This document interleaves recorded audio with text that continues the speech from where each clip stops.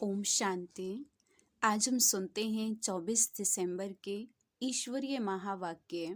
आज की महावाक्यों से कुछ मुख्य पॉइंट सुनते हैं। आज बाबा ने लवलीन और लक्की बच्चों को देखा। मेरे बच्चों का भाग्य इतना ऊंचा है जो सारे कल्प में किसी का भी नहीं होगा।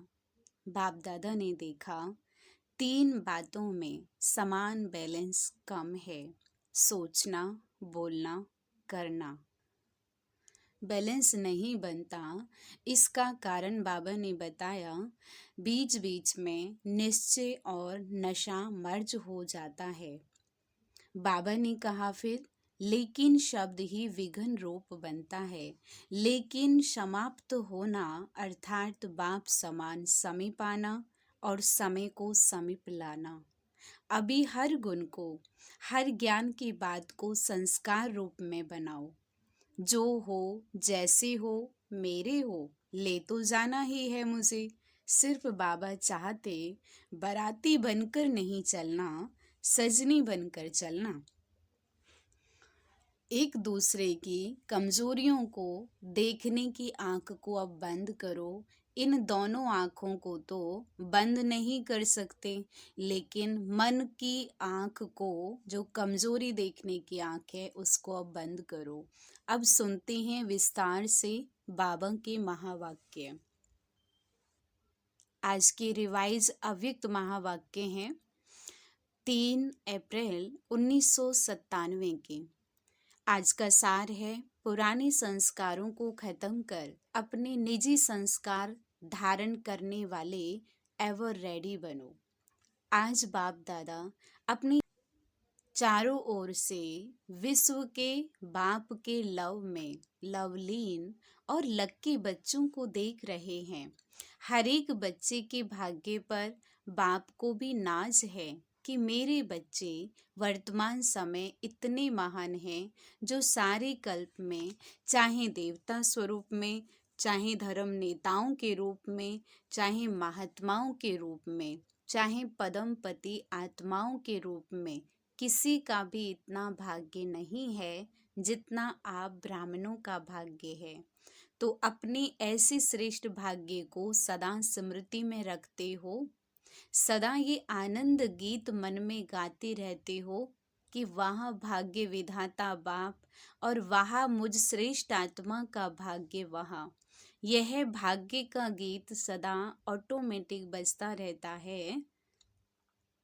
बाप बच्चों को देख देख सदा हर्षित होते हैं, बच्चे भी हर्षित होते हैं, लेकिन कभी कभी बीच में अपने भाग्य को इमर्ज करने के बजाय मर्ज कर देते हैं।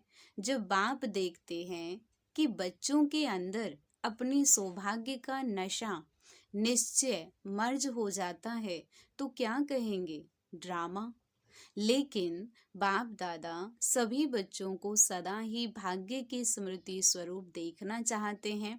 आप भी सभी चाहते यही हैं, लेकिन बीच में आ जाता है। किसी से भी पूछो तो सब बच्चे यही लक्ष्य रख करके चल रहे हैं कि मुझे बाप समान बनना ही है। लक्ष्य बहुत अच्छा है, जब लक्ष्य श्रेष्ठ है, बहुत अच्छा है, फिर कभी इमर्ज रूप, कभी मर्ज रूप क्यों? कारण क्या? बाप दादा से इतने अच्छे अच्छे वायदे भी करते हैं, रू रिहान भी करते हैं, फिर भी लक्ष्य और लक्षण में अंतर क्यों? तो बाप दादा ने रिजल्ट में देखा कि कारण क्या है। वैसे तो आप सब जानते हैं, नई बात नहीं है, फिर भी बाप दादा रिवाइज कराते हैं। बाप दादा ने देखा 3 बातें हैं। एक है सोचना, संकल्प करना, दूसरा है बोलना, वर्णन करना, और तीसरा है कर्म में, प्रैक्टिकल में, अनुभव में, चलन में लाना, कर्म में लाना। तो तीनों का समान बैलेंस कम है। जब बैलेंस होता है तो निश्चय और नशा इमर्ज होता है। जब बैलेंस कम होता है तो निश्चय और नशा मर्ज हो जाता है। रिजल्ट में देखा गया कि सोचने की गति बहुत अच्छी भी है और फास्ट भी है। बोलने में रफ्तार और नशा वह भी 75% ठीक है। बोलने में मेजोरिटी होशियार भी हैं, लेकिन प्रैक्टिकल चलन में लाने में टोटल मार्क्स कम हो जाते हैं। तो दो बातों में ठीक हैं, लेकिन तीसरी बात में बहुत कम है। कारण जब संकल्प भी अच्छा है, बोल भी बहुत सुंदर रूप में है, फिर प्रैक्टिकल में कम क्यों हो जाता है? कारण क्या जानते हो? हाँ या ना बोलो। जानते बहुत अच्छा है। अगर किसी को भी कहेंगे इस टॉपिक पर भाषण करो या क्लास कराओ, तो कितना अच्छा क्लास कराएंगे और बड़े निश्चय और नशे फलक से भाषण भी करेंगे, क्लास भी कराएंगे, कराते भी हैं। बाप दादा सबके क्लासेस सुनते हैं, क्या क्या बोलते हैं, मुस्कुराते रहते हैं, वहाँ वहाँ बच्चे वहाँ। मूल बात है, बाप दादा ने पहले भी सुनाया है कि यह रिवाइज कोर्स चल रहा है, तो बाप कहते हैं कि कारण एक ही है, ज्यादा भी नहीं है, एक ही कारण है। और बाप दादा समझते हैं कि कारण को निवारण करना मुश्किल भी नहीं है, बहुत सहज है। सहज को मुश्किल बना देते हैं, मुश्किल है नहीं बना देते हैं। क्यों? नशा मर्ज हो जाता है। एक ही कारण है, जो भी धारणा की बातें सुनते हो, करते भी हो, चाहे शक्तियों के रूप में चाहे गुणों के रूप में, धारणा की बातें बहुत अच्छी अच्छी करते हो, इतनी अच्छी करते हो जो सुनने वाले चाहे अज्ञानी चाहे ज्ञानी सुनकर बहुत अच्छा कहकर खूब तालियां बजाते हैं। बहुत अच्छा कहा, लेकिन कितने बार लेकिन आया, ये लेकिन ही विघन डाल देता है। लेकिन शब्द समाप्त होना, बाप समीप आना, समय को समीप लाना। लेकिन अभी तक लेकिन शब्द कहना पड़ता है, बाप को अच्छा नहीं लगता, लेकिन कहना ही पड़ता है। तो कारण क्या? जो भी कहते हो, धारण भी करते हो, धारणा के रूप से धारण करते हो, और वह धारणा किसकी थोड़ा समय और किसकी ज्यादा समय भी चलती है, लेकिन धारणा प्रैक्टिकल में सदा बढ़ती चले।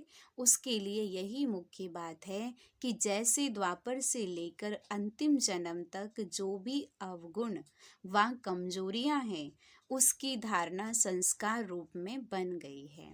और संस्कार बनने के कारण मेहनत नहीं करना पड़ता, छोड़ना भी चाहते हैं, अच्छा नहीं लगता है, फिर भी कहते हैं क्या करें, मेरा संस्कार ऐसा है। आप बुरा नहीं मानना, मेरा संस्कार ऐसा है। संस्कार बना कैसे? बनाया तभी तो बना ना। तो जब द्वापर से यह उल्टे संस्कार बन गए, जिससे आप समय पर मजबूर भी होते हो, फिर भी कहते हो क्या करें, संस्कार हैं। तो संस्कार सहज ना चाहते हुए भी प्रैक्टिकल में आ जाते हैं ना। किसी को क्रोध आ जाता है, थोड़े समय के बाद कहते हैं आप बुरा नहीं मानना, मेरा संस्कार है। क्रोध को संस्कार बनाया, अवगुण को संस्कार बनाया, और गुणों को संस्कार क्यों नहीं बनाया है? जैसे क्रोध अज्ञान की शक्ति है और ज्ञान की शक्ति शांति है, सहन शक्ति है, तो अज्ञान की शक्ति क्रोध को बहुत अच्छी तरह से संस्कार बना लिया है, और यूज भी करते रहते हो, फिर माफी भी लेते रहते हो। माफ कर देना आगे से नहीं होगा, और आगे और ज्यादा होता है फिर। कारण क्योंकि संस्कार बना दिया है। तो बाप दादा एक ही बात बच्चों को बार बार सुनाते हैं, अभी हर गुण को, हर ज्ञान की बात को संस्कार रूप में बनाओ। ब्राह्मण आत्माओं के निजी संस्कार कौन से हैं? क्रोध या सहन शक्ति? कौन सा है? सहन शक्ति। सहन शक्ति, शांति की शक्ति यह है ना। तो अवगुणों को तो सहज ही संस्कार बना दिया, कूट कूट कर अंदर डाल दिया है, जो ना चाहते हुए भी निकलता रहता है। ऐसे ही हर गुण को अंदर कूट कूट कर संस्कार बनाओ। मेरा निजी संस्कार कौन सा है, ये सदा याद रखो। वह तो रावण की जायदाद संस्कार बना दिया, पराये माल को अपना बना लिया। क्या क्रोध करना, अशांत रहना, ये सब क्या है, रावण की जायदाद है। अब बाप के खजाने को अपना बनाओ। रावण की चीज को संभाल कर रखा है और बाप की चीज को गुम कर देते हो, क्यों? रावण से प्यार है। रावण अच्छा लगता है या बाप अच्छा लगता? कहेंगे तो सभी बाप अच्छा लगता है, यही मन से कह रहे हैं ना। बाबा बच्चों से पूछ रहे हैं, सभी का कहना यही है ना कि बाप अच्छा लगता है। लेकिन जो अच्छा लगता है उसकी बात निश्चय की स्याही से दिल में समा जाती है। जब कोई रावण के संस्कार के वश होते हैं और फिर भी कहते रहते हैं, बाबा आपसे मेरा बहुत प्यार है, बहुत प्यार है। बाप पूछते हैं कितना प्यार है, तो कहते हैं आकाश से भी ज्यादा। बाप सुन करके खुश भी होते हैं कि कितने भोले बच्चे हैं। फिर भी बाप कहते हैं, बाप का सभी बच्चों से वायदा है कि दिल से अगर एक बार भी मेरा बाबा बोल दिया, फिर भले बीच बीच में भूल जाते हो, लेकिन एक बार भी दिल से बोला मेरा बाबा, तो बाप भी कहते हैं जो भी हो जैसे भी हो मेरे ही हो, ले तो जाना ही है। सिर्फ बाप चाहते हैं कि बाराती बनकर नहीं चलना, सजनी बनकर चलना। सुनकर के तो सभी बहुत खुश हो रहे हैं, अपने ऊपर हंसी भी आ रही है। अभी सुनने के समय अपने ऊपर हंसते हो ना, अपने ऊपर हंसी आती है, और जब जोश करते हो तब लाल पीले हो जाते हो। लेकिन बाप ने रिजल्ट में देखा कि बच्चों में एक विशेषता बहुत अच्छी है। कौन सी? पवित्रता में रहना। इसके लिए कितना भी सहन करना पड़ा है, कितना भी अपोजिशन करने वाले सामने आए हैं, लेकिन इस बात में 75% अच्छे हैं। कोई कोई तो गसिया भी लगाते हैं, गपोड़ा भी लगाते हैं, लेकिन फिर भी 75% ने इन बात में पास होकर दिखलाया है। अब उसके बाद दूसरा सब्जेक्ट कौन सा आता है? क्रोध। देह भान तो टोटल है ही, लेकिन देखा गया है कि क्रोध के सब्जेक्ट में बहुत कम पास हैं। ऐसे समझते हैं कि शायद क्रोध कोई विकार नहीं है, यह शस्त्र है, विकार नहीं है। लेकिन क्रोध ज्ञानी तो आत्मा के लिए महाशत्रु है, क्योंकि क्रोध अनेक आत्माओं के संबंध संपर्क में आने से प्रसिद्ध हो जाता है। और क्रोध को देख करके बाप के नाम की बहुत गिलानी होती है। कहने वाले यही कहते हैं, देख लिया ज्ञानी तू आत्मा बच्चों को। क्रोध के बहुत रूप हैं। एक तो महान रूप आप अच्छी तरह से जानते हो, दिखाई देता है ये क्रोध कर रहा है। दूसरा, क्रोध का सूक्ष्म स्वरूप अंदर में ईर्ष्या, द्वेष, घृणा होती है। ये भी क्रोध का ही रूप है, सूक्ष्म रूप है। इस स्वरूप में जोर से बोलना या बाहर से कोई रूप नहीं दिखाई देता है, लेकिन जैसे बाहर क्रोध होता है तो क्रोध अग्नि रूप है ना, वह अंदर खुद भी जलता रहता है और दूसरे को भी जलाता है। ऐसे ईर्ष्या, द्वेष, घृणा यह जिसमें है वह इस अग्नि में अंदर ही अंदर जलता रहता है। बाहर से लाल पीला नहीं होता, लाल पीला फिर भी ठीक है, लेकिन वह काला होता है। तीसरा, क्रोध की चतुराई का रूप भी है। वह क्या है?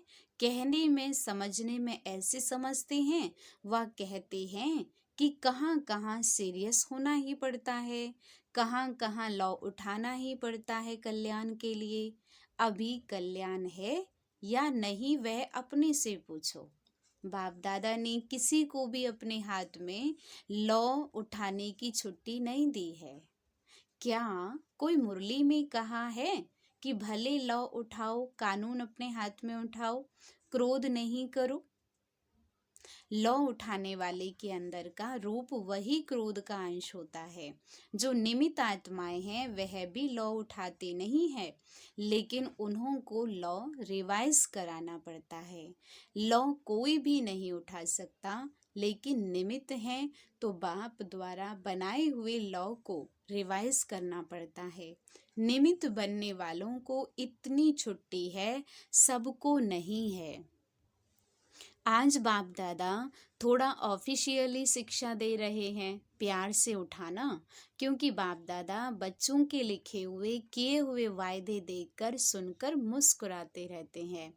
कभी अभी तो बाप दादा ने जो सुनाया कि हर गुण को निजी संस्कार बनाओ, अंडरलाइन किया, तो अभी से यह कहना कि शांत स्वरूप में रहना, सहनशील बनना, यह तो मेरा संस्कार बन गया है।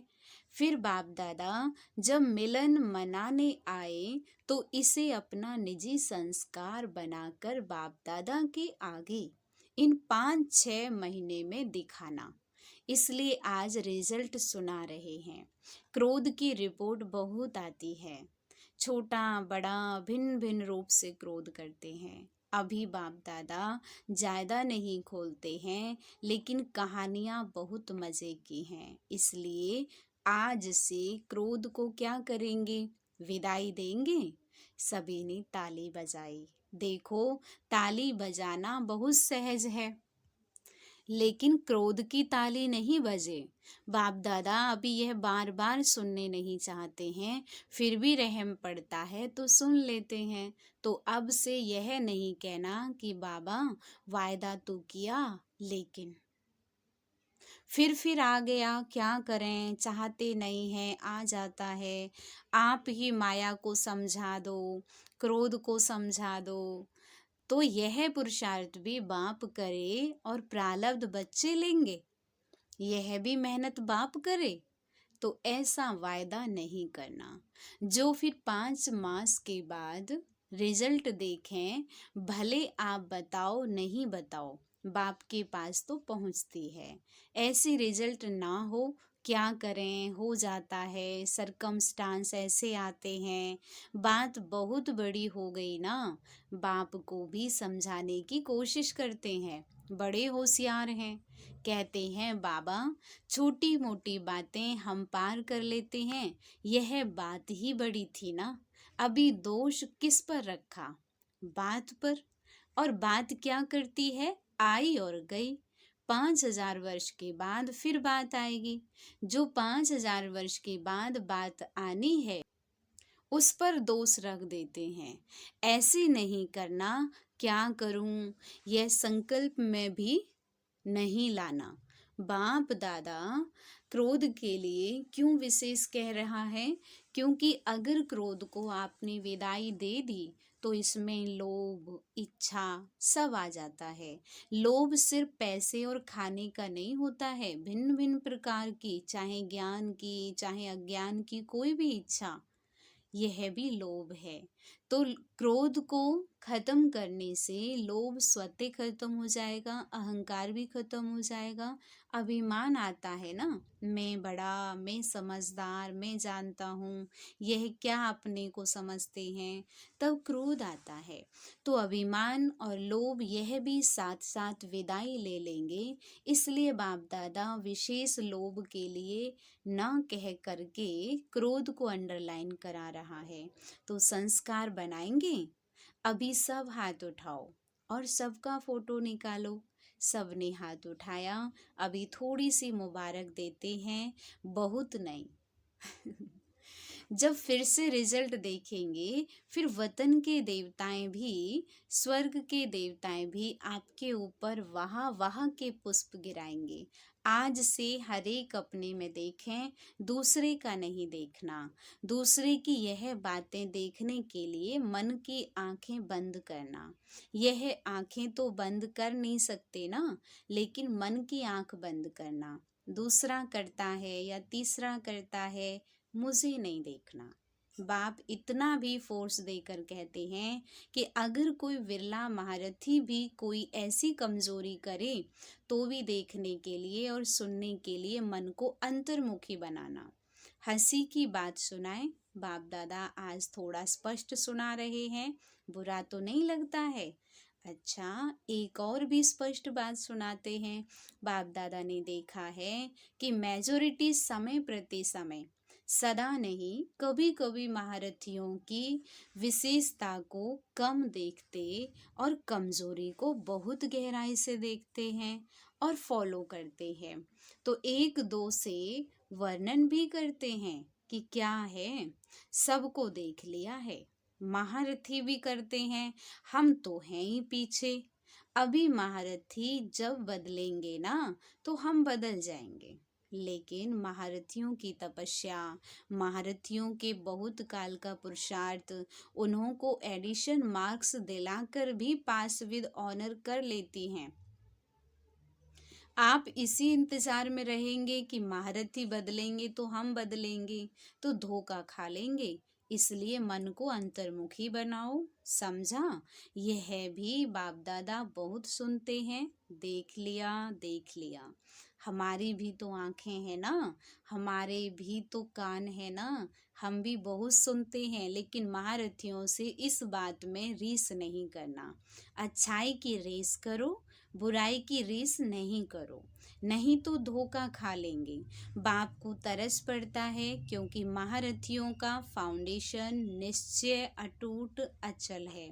उसकी दुआएं एक्स्ट्रा महारथियों को मिलती हैं। इसलिए कभी भी मन की आंख को इस बात के लिए नहीं खोलना, बंद रखो। सुनने के बजाय मन को अंतर्मुखी रखो, समझा?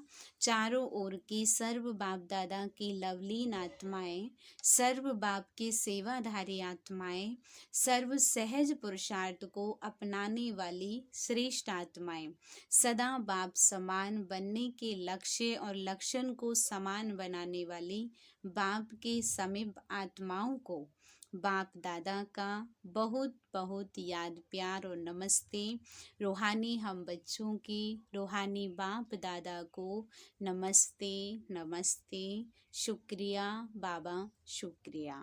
वरदान है आज का, सबको अमर ज्ञान दे, अकाली मृत्यु के भय से छुड़ाने वाले शक्तिशाली सेवाधारी भव। दुनिया में आजकल अकाले मृत्यु का ही डर है। डर से खा भी रहे हैं, चल भी रहे हैं, सो भी रहे हैं। ऐसी आत्माओं को खुशी की बात सुनाकर भय से छुड़ाओ। उन्हें खुशखबरी सुनाओ कि हम आपको 21 जन्मों के लिए अकाले मृत्यु से बचा सकते हैं। हर आत्मा को अमर ज्ञान दे, अमर बनाओ, जिससे वे जन्म जन्म के लिए अकाली मृत्यु से बच जाएं। ऐसे अपनी शांति और सुख के वाइब्रेशन से लोगों को सुख चैन की अनुभूति कराने वाले शक्तिशाली सेवाधारी बनो। स्लोगन है, याद और सेवा का बैलेंस रखने से ही सर्व की दुआएं मिलती हैं। ओम शांति।